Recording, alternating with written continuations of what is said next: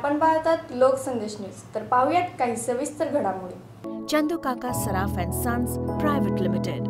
जिल्हा परिषद अध्यक्षा नामदार शालिनीताई विखे पाटील यांनी बोदेगाव तालुका शेवगाव येथील चारा छावणीला भेट दिली। पाणी नसल्याने बोदेगाव परिसरात दुष्काळी परिस्थिती निर्माण झाली आहे। या छावणीमुळे अनेक जनावरांना चारा व पाणी पुरवले जात असल्याने अनेक शेतकऱ्यांनी निश्वास सोडला। यावेळी नामदार शालिनीताई विखे पाटील यांनी शेतकऱ्यांशी संवाद साधला।